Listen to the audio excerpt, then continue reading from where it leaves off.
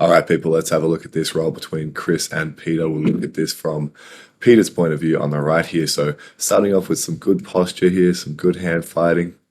Looking to post on the shoulder here, which is a good way of managing the distance. But in general, when we're looking to post, instead of being high up on the shoulder here, where we are vulnerable to our arm being bumped up and our lead leg being vulnerable, we should instead be trying to post in the middle of the chest with a little bit of a straighter arm. And that way we can start hand fighting with our right hand. So a lead hand post and a rear hand hand fighting is a very good option. And here, pretty good stance. You know, we've got nice footwork here. We're kind of taking our hips with us when we look for shots. A little bit of a naked shot there, but that's okay. Then we try and get to inside position with our hands. We end up looking for an underhook, but you can see that we're a little bit late to bring our hips with us. So our partner is able to pummel towards their underhook. And now we have this whizzer. So we'll just see how this plays out a little bit. We try a little bit of an uchimata, and then we end up at getting our single leg picked up. So in this spot here, a very common spot, obviously we have an arm drag available here, but we've gone for our underhook instead. We end up getting underhooked, and now we have a very good opportunity to win head position. So we have a whizzer, and we should be trying to get our forehead inside the neck of Chris's shoulder here, in between that shoulder and his head, so that we can use our head to keep our partner away. And we can also try and use this whizzer as a bit of an uchimata attempt like this, but now you can see that Chris's head is even further away from our head. So a good positional upgrade for us when we're being defensive with a whizzer is to try and get our left hand framing against the head so that we can separate and win back our potential underhook here. Whereas once we feel like we can't hit that uchimata, then we're kind of vulnerable to our leg being picked up or our partner using their underhook a little bit more effectively. So now we have this shin whizzer and looking to turn and limp leg our way out of there, which is a good decision here.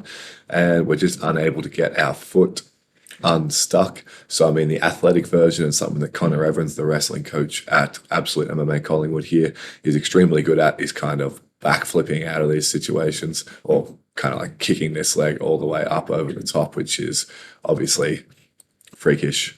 But trying to get our leg free is always good. And then also trying to anticipate the hand. So you can see that as we're turning and running, Chris is starting to reach up for this hand. So if our left elbow is in tight towards our hip here, it should make it harder for our partner to connect their hands. But trying to run away isn't necessarily a bad idea there.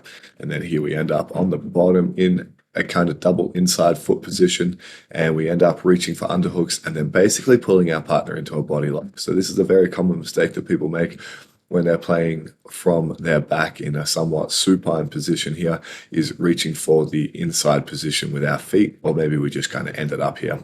But I would say if we are on our back, we want to be framing on the shoulders with our hands if possible, but trying to get our feet to the outside position. Then we can play guards like De La Hiva and look for things like tripod sweeps or other ways of off balancing our partner, so that then if our partner takes a little step back, catches their balance, we can get back to a seated guard.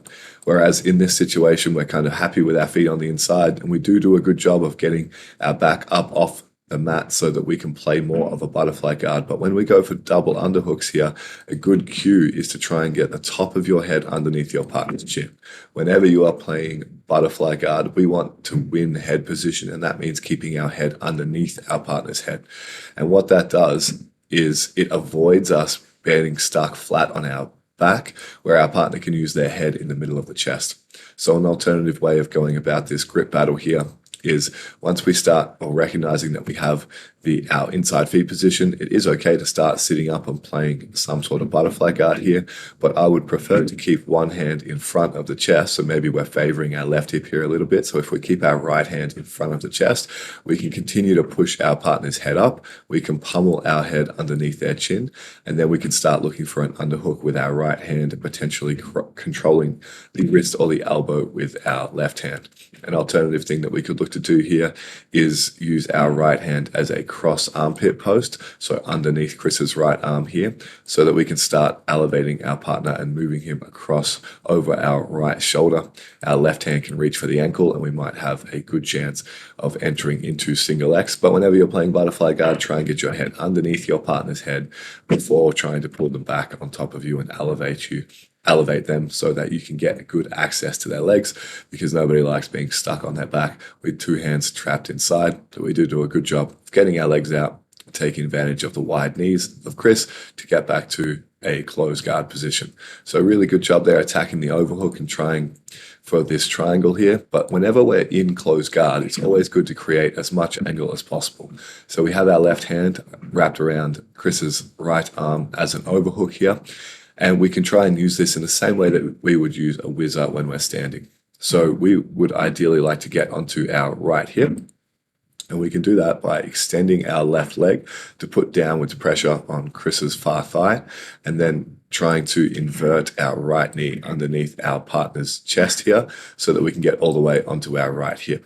And what will make that stronger is if we're adding a whizzer pressure by turning onto our side and using our shoulder to kind of push Chris's shoulder towards the middle here into this gap that will be created when we start moving our hips out. We can also try and win this right hand fight a little bit more so that we can have our right hand on the inside of the bicep.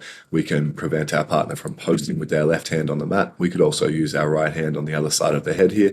But whenever we're attacking from closed guard with an overhook, we want to really try and get onto our hip, because you can see when we start getting our leg free, or at least trying to, when our partner is straight over the top of us in this square orientation, it's much easier for them to posture up and avoid the triangle attempt. And now we're in this spot here where we have a bit of an open guard, trying to keep our feet on the outside, and Chris sits back for an ankle lock. So sitting back on an ankle lock is a good idea for the person on the top, particularly if they can get their leg, their right leg in this case, in between our legs, so that when they sit down, they'll be able to sit down nice and close to our hips. They'll prevent our left leg from coming back in and pummeling that foot free, and they'll be able to start isolating our hip with their left foot on the hip and their right knee connecting to their heel. So when somebody is trying to sit back on an ankle lock here, it's probably not the best idea unless you're comfortable in a leg lock shootout to start attacking their leg here. Instead, what we can think about is trying to sit forwards, prevent this foot from coming to our hip. We can try and use our left hand on top of the knee, anything to help us sit all the way forwards, get our foot on the mat so that we can start standing up and putting weight on that leg that is being attacked. It's very hard for someone to ankle lock you if our foot is on the ground, but you can see here, or maybe you can't, that that foot is off the mat, and Chris has got that foot across our hip, meaning that our leg is very isolated. So in terms of defending the ankle lock here, we would want to try and get the foot off our hip, and that can help us sit forward. We could also try and pummel this left leg over the top and in between Chris's knees so that we can start uncrossing his legs or prevent him from isolating our leg too well. But you can see that as Peter's trying to sit up there, that foot across the hip was preventing him from doing so. So clearing the foot off the hip is a good idea, and that can help us survive a little bit longer in this straight ankle lock position. So here we're in this belly down spot where it's a little bit hard to escape, but something that we can do is, and it can be very difficult to do against a good straight ankle lock here, but sometimes by pushing our butt back on top of our partner's leg there, that can give us a little bit more time with our hands to uncross our partner's feet and potentially start freeing our knee line. But this belly down ankle lock position is no fun, that's for sure. And sometimes rolling back to the top position is the best bet, because we are not allowing our partner to have all that gravity with their hips moving down. So belly down ankle lock is something that we want to avoid. And the way that we can do that is by using our left hand on the inside of Chris's thigh here to try and pull it open a little bit so that his hips are facing more towards the roof there. And then that might give us a chance of figuring out how to get that foot off the hip. But you can see once he gets to the outside there and starts looking to belly down, we're in trouble there. So probably a little bit of shit talking there, and starting on the feet again. So here, dealing with that collar tie, looking to fake the legs, good hand fighting there, and then we start attacking this front head position well and sprawling our legs away. So this ended up well, right? But what I would say is a very good rule of thumb is anytime that we are sprawling and we are attacking a front head, we want to make sure that we really commit to the sprawl first and prevent our partner from holding onto our legs. And a very common mistake I see is people staying up on their toes when they're trying to sprawl. And that just prevents us from getting our hips and our knees as low as possible. So a good cue when you are trying to sprawl is to kick your heels back to your butt. That way you can throw your chest down, your hips down, everything moving down, and your feet moving backwards until our partner lets go of the grip they have on our leg, and then we can start attacking front head with a little bit more safety here. And Peter kind of recognizes that going on here and does a very good job of getting his body in a straight line with Chris's, where he's able to put more downwards pressure on the back of Chris's head, breaking his posture and allowing him to start circling into this kind of double over back position. So Chris looks like he's about to try and sit out, which he does there. We do a decent job of countering that. It's rolling around to the back here. But something that we can just quickly note is in this double overs position, if we commit our hands too deep here, then our elbows are exposed. So when our partner goes to row their elbow back, they will be able to get their elbow over the top of our tricep, and that will make their sit out much more effective. So if we're in this position, I think Nicky Ryan calls it kangaroo arms, where we kind of use our hands to cup the tricep. And when we cup the triceps there, our elbows will be blocking our partner's elbows from rowing backwards and making it much harder for them to sit out. Looks like we kind of switch towards front head position there. And this is a spot where the partner's reaching for a single leg and we're doing a good job at circling towards the back, but you can see that leg is still attached. So what we were saying before is also applicable here, where we want to sprawl first, make sure that we're not connected, and we don't give our partner a chance of reaching for a single leg like they are doing in this case, or potentially changing this to a double leg, which is what I would recommend the person on the bottom do. Let's play this out a little bit and we'll see if Peter goes for the crucifix, which he doesn't. So something that is a very good position to learn, particularly if you are in your first couple of years of jiu-jitsu, is taking advantage of these kind of mistakes from the person on the bottom. So here, Chris has reached his right arm through and in between our legs, which means if we pinch our knees together here, we'll be able to isolate this arm. And because we have a good chest to back orientation and our left hand is likely to be underneath our partner's arm, we can use a seatbelt grip or a Kimura with a seatbelt or a Kimura grip. But when we pinch our knees together and isolate our partner's arm, the crucifix is a very good tool to have in your toolbox. And I think it's a little bit overlooked because it doesn't score points in IBJJF competitions, which means that people are not necessarily prioritizing looking for the crucifix. But if you get good at the crucifix, it's an excellent way to start attacking your partner from a turtle position and punishing them for reaching in between your legs. So here, Peter's kind of gone over the top with that left leg, which is a pretty common guard mistake that we see from half guard here. And the reason why it's a mistake is because our bottom leg is trapped, which means we might be able to start lifting our hips up and over, but it will be generally difficult to start attacking our partner's arm if they're holding onto our bottom leg and keeping our hip pinned to the mat. So instead, what I would prefer Peter to do is to put this left foot in front of the hips there so that he has a foot on the hip, or even potentially try and pummel his knee inside this space, but anything with that top leg to start creating space so that he can move backwards and free his bottom leg from the half guard. That means that he'll have a lot more options in terms of playing guard. And then so here, we're kind of in this half up, half down position where we're up on our elbow, not really committed to supine guard, not really committed to a butterfly guard, which is a difficult spot to be in, and now correctly looking to make some frames and try and escape. This is a pretty common spot here as well. When our partner's starting to pass their knee in towards the middle here, it can feel like the right thing to do to push on the hips, but I think the person on the bottom should most of the time be using the thumb inside this elbow or on the wrist so that they can prevent their partner from climbing up their body a little bit too much, and we can attempt to free our bottom leg. So now we find ourselves in a half guard chest to chest. Our partner on top here has very good cross-body orientation, making it difficult for us to get onto a hip, and we're pretty flat here, and it looks like we're looking for a lockdown. So we almost had the lockdown there. Lockdown is a good position to use to kind of keep somebody where they're at and from progressing through a half guard position here, but we just need to get our right ankle over the top of our left and our right foot underneath our partner's leg there. So we almost had the lockdown there, which is a good thing to be aware of, but you can see our partner's pummeling that left arm towards the inside underhook, and then they switch to a cross face here. So definitely switching to a lockdown here would be good. Now looks like we've got it sorted, so very good correction by Peter here. We're doing a good job of extending that lockdown away and potentially getting underneath this far leg. So really nice job getting some whipping happening there, and we use it to get back to guard. And if you are using lockdown, whipping it around just like Peter is a very good way to do it, because we get our partner's hips moving around in different directions. And in this situation here, it might be difficult to link our hands together while we have our wrist pinned, but if we keep this right hand moving back towards our right shoulder here, we have a good chance of continuing to sweep in the left of screen direction and potentially taking advantage of the fact that our partner will most likely have to post with that right hand, and then we might be able to link our hands together around this leg and look for some kind of electric chair sweep from the lockdown there. But even just using it to reset like we did in this case is very good. And now Peter's doing a good job of keeping those feet in the hips and looking to get to this outside position here. And then Chris looking to sit back on a leg again. So now we've got a little bit of a better defensive position because our leg's over the top here. Our right leg that's being attacked isn't isolated, so we should have a decent chance of escaping here. Trying to pummel that foot in again is good.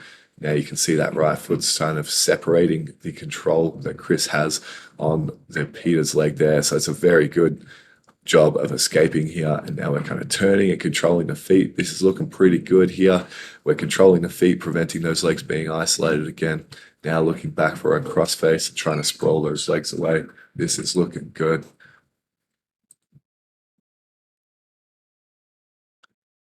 So here on top, trying to control the feet. And what Peter was doing before is very good, which is if we can control our feet, our partner's feet, we can stop them from pummeling in towards our legs. So this is a good spot to try and bring this left foot backwards here and try and get that left knee on the ground. It's going to be difficult for Chris to start isolating our leg too effectively, and then we can add in a crossface as a way of preventing our partner from sucking this leg back into a dangerous position. But you can see Peter doing a much better job with that left foot, pummeling in between the legs, preventing those legs being isolated, and then turning to get out of here. And this is an important detail here, this left shin being stuck behind the hamstring here is going to give us a little bit of an ability to pry our right leg free. So it's good that Peter's trying to move forwards, but sometimes when people are persistent on the legs there, it can be a good idea to just completely disengage there and try and pull that right leg back all the way out of danger.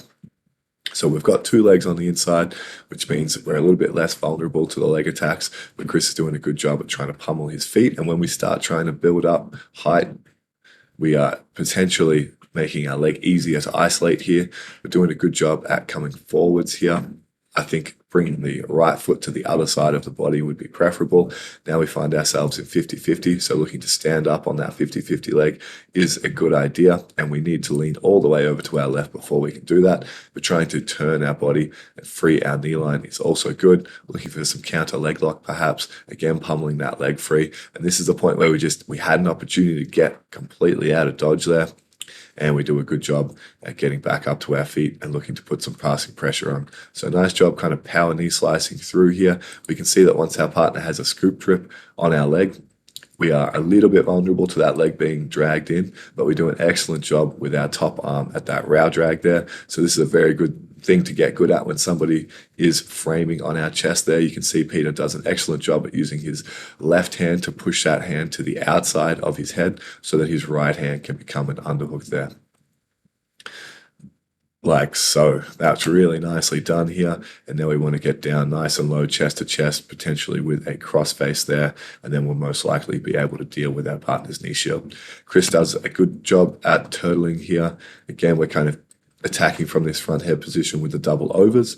And I think this came up in an earlier video where we just need to be careful of leaving our legs within reach so that our partner can't double leg or single leg us in a position like this. So looking to attack our partner's front head with a chin strap with our right hand and a tricep control with our left hand would be good. And now looking to get some kind of elbow to elbow grip to start looking at attacking front head. You can see that Chris is able to pop up to his knees there. So whenever we're attacking front head in a position like this, if we can use our chin strap hand and our tricep grip to kind of put some driving pressure backwards so that their weight stays down on their heels there, it makes it easier for us to move their elbows around and start getting their ear pinched towards their shoulder there a little bit so that we can establish our front head grips. And it also makes it harder for our partner to start moving their hips around. So when you're attacking front head, look at trying to put the weight back on their butt there, but instead we kind of pop up here and start running around the back. So generally I would just try and keep this front head position and start snapping them down to the mat to get their elbows back on the ground there. And now we're doing a good job at pummeling to our underhook there, but we end up with an overhook. So most of the hand fighting here is looking good from Peter, but you can see that when we're looking for the underhook there, we're just keeping our elbow a little bit wide. And now that we have our underhook, we should be using this right hand on the shoulder to very actively pull our right elbow back to our ribs there to make it harder for Chris to bring this elbow to the inside. And in a position like this, we can bring our head to the side, to this side of Chris's head, and we can start looking to attack things like a knee tap double if we can get a little bit of a step forward from Chris's right leg, or we could potentially use this underhook to start reaching for a single leg, but just trying to keep our partner a little bit closer towards us when we have that underhook so that they can't re-pummel to their underhook, and then we end up in a position like this where we're only wrapping the head. But good job framing and looking to hand fight to see if we can separate our partner's hands, and that's going to give us the most amount of time to try and free our leg. But Chris does a good job of lifting that leg up, and now we've gone for this inside position again, which is a little bit of a habit, but it's a habit for a lot of people. You know, when we have inside position, we can't use our feet to kick our partner away, which means that once they start settling down in this chest to chest position and our back is on the mat, they have a lot more time to start sprawling off our hooks. And luckily we get back to close guard here again. So that's the end of the round. I hope this was helpful, and I'll catch you guys next time.